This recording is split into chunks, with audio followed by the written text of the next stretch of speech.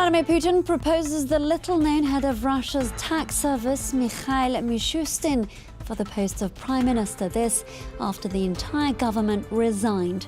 The latest developments come after the Russian president proposed reforms that could extend his grip on power. Another day of national protests here in France. Unions are calling for other professions to join the movement as mass transport strikes enter their 43rd day in the long-running dispute over pension reform. Also in our programme at this hour, House Democrats share new records supporting the Donald Trump impeachment charges. This adds pressure on Republicans to include witnesses in the upcoming Senate trial. Well, those are our top stories this hour from France 24's World News headquarters. I'm Sanam Shantier. Thank you for watching. Now we start with Russia, where the entire government has resigned. The surprising news came overnight and was followed by the announcement that Vladimir Putin would be recommending that the current Prime Minister, Dmitry Medvedev, be replaced by the head of the tax office. That's Mikhail Mishustin. The developments come after an address by the Russian leader in which he proposed a constitutional shake-up. This could extend his decades-long grip on power beyond the end of his presidency. It was a surprise announcement, but not an unwelcome one. Unlike Vladimir Putin, his longtime ally Dmitry Medvedev was widely unpopular, and many residents of Moscow say they're not sad to see the prime minister and his cabinet go. The young generation, people living in and around Moscow, are happy about Medvedev's resignation. We hope that he will be replaced by a more dignified person who will have a more responsible attitude towards his job and his words. I view it positively. Perhaps things will change for the better in our country. People are quite tired of the suffering. Medvedev submitted his resignation just hours after Putin proposed changing Russia's constitution, shifting powers away from the presidency and giving parliament the authority to name the prime minister. Some see the move as a way to carve out new leadership positions for Putin when he is forced to leave the presidency at the end of his term in 2024. To be honest, the news surprised me. But at the same time, it's quite obvious that this is all about the upcoming elections and the need to reconfigure the structure of government in order to keep President Vladimir Putin in power. Putin named the little-known chief of Russia's tax service, Mikhail Mishustin, as his new prime minister. Parliament is set to approve the choice on Thursday. Meanwhile, there's no timeline yet for the constitutional reform, which would need to be adopted in a nationwide vote. Now to the latest news emerging from Libya. This Thursday, Turkey's Recep Tayyip Erdogan has announced that the country is sending troops to the war-torn country. This after a phone call with his US counterpart Donald Trump and ahead of a summit in Berlin that will address the ongoing conflict. The latest developments come after a ceasefire in Libya collapsed after military strongman Khalifa Haftar failed to sign a binding truce agreement. We'll bring you the latest on that story as it comes in. Now, another day of nationwide protests here in France this Thursday. This amid the country's longest continuous transport strike and its Parisians who have borne the brunt of this movement, led by train, metro and bus drivers. They've been protesting the loss of early retirement privileges under Emmanuel Macron's pension overhaul. Let's now take a listen to the government spokesperson, that's Sibeth Ndiaye, who earlier delivered a rather defiant message. There will be no withdrawal of the text, and not because we're being stubborn, but quite simply because if we leave the system as it stands today, we know that it's not sustainable. So it's normal and necessary for social justice to have this large reform. On the flip side, I've also noticed that many French people are convinced of the need to get rid of the special regimes. We know that by getting rid of them, there'll be several billions of euros freed up for redistribution to all retirees. Now, 5 French ports have shut down this week as dockers also continue their strike against the country's planned pensions reform. As our reporters on the ground explain, around 1,000 passengers with ferry tickets to Algeria have been left stranded in the city of Marseille. These hundreds of cars were supposed to be on a ferry heading towards Algeria, but the gates to Marseille's port remained shut as dock workers strike against the pensions reform. All the ferries are blocked. There are no departures until Tuesday, January 21st. We're left stranded. No ferries or cargo ships are scheduled to leave for North Africa and Corsica before Friday. 50% of our work over the winter is transporting goods, and Corsica's businesses and supermarkets are already facing shortages. Why are dock workers striking? They currently benefit from early retirement because their jobs can involve health risks. The government wants them to work as long as everyone else. As dock workers, we work with dangerous material every day. It's a serious problem. They want us to keep welding until we're 65. We'll be dead by then. 7 of France's largest ports have been shut since Tuesday, including Le Havre, the country's first port for cargo ships. Trucks have been left stranded and can't unload. Some companies evaluate their losses at 42 to 50%. Since protests began early December, maritime transportation companies have rerouted some of their ships away from France's disrupted ports.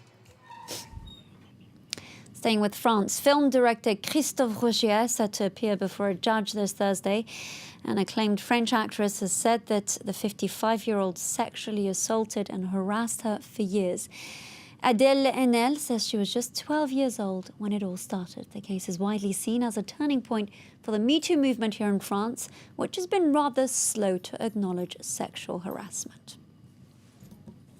Christophe Rougier playing a starring role in his own crime drama. The 55-year-old French film director spent 2 days in detention starting Tuesday, questioned over accusations of sexual assault and harassment of a minor by a person in position of authority. In November, actress Adèle Haenel told an interviewer that Rougier repeatedly kissed and touched her during the filming of his 2002 film The Devils, when he was 36 years old while she was only 12, then sexually harassed her until she was 15. I'm very angry. I want to reveal an abuse that is unfortunately quite commonplace and to denounce the system of silence and complicity that makes it possible. Haenel initially declined to file a formal complaint, citing a lack of faith in the French justice system and the contempt with which she says it treats women. She later changed her mind after prosecutors opened an investigation of their own.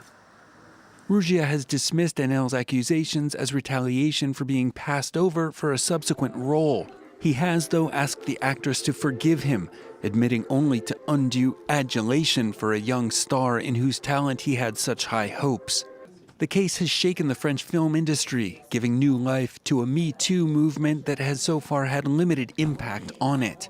Shortly after Haenel's accusations, Franco-Polish director Roman Polanski was accused by a photographer of raping her in 1975, one of many sexual assault allegations lodged against him. Brian Quinn with that report. Turning our attention to the US this Thursday, where the House of Representatives has passed a resolution to submit articles of impeachment against Donald Trump. This paves the way for the trial of the US president, and it comes 4 weeks after the Democratic-led House voted to impeach him. This on charges of abuse of power for asking Ukraine to investigate political rival Joe Biden. Let's take a listen to House Speaker Nancy Pelosi and Senate Majority Leader Mitch McConnell speaking earlier.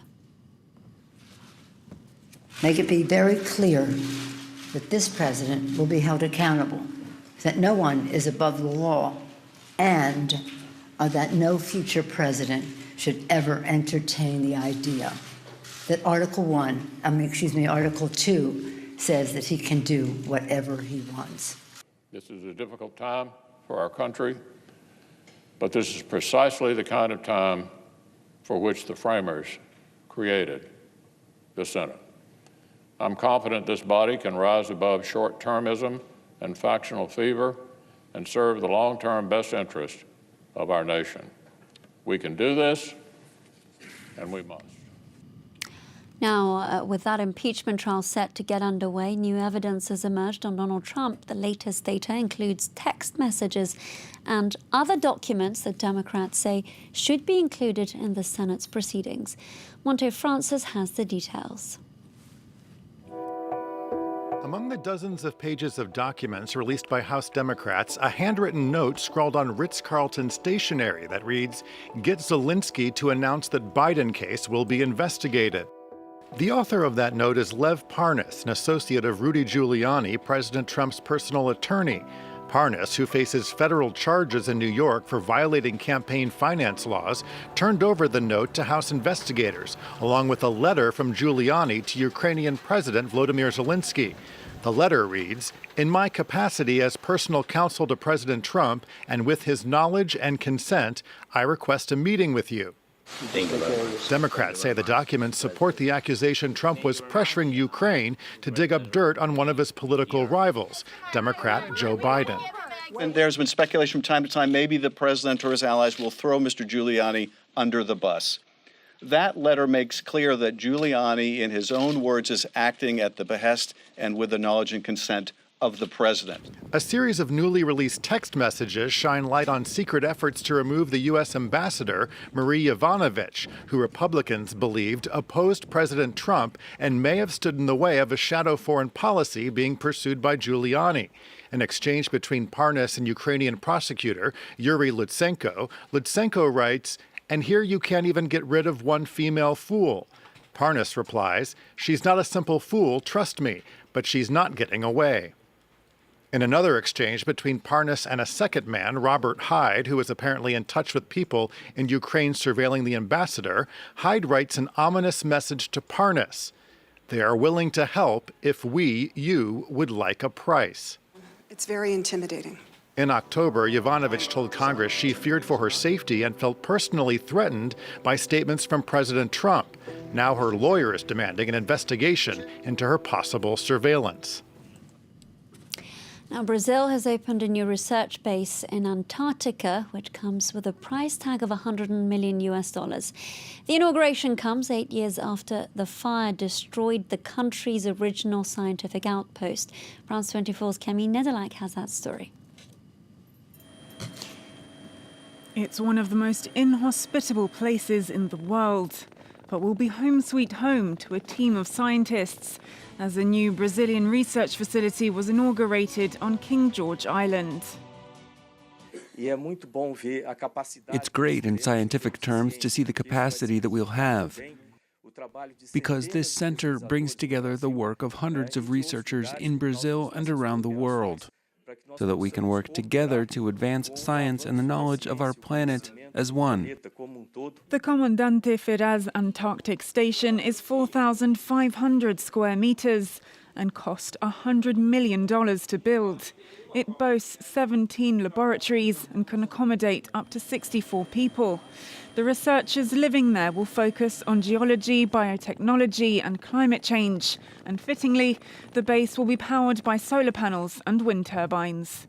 It took years to build, as Antarctica's extreme weather meant workers could only be on site for 4 months of the year. The new outpost was built on the site of another facility of the same name, which was destroyed nearly 8 years ago in a fire that killed 2 people. It was a patchwork of buildings that did not have enough facilities for scientists to process their samples. But this new base is hoping to supercharge Brazilian research in the region. Now we end on a more colourful note this Thursday. Traditionally, artists used to be restricted to the confines of a canvas.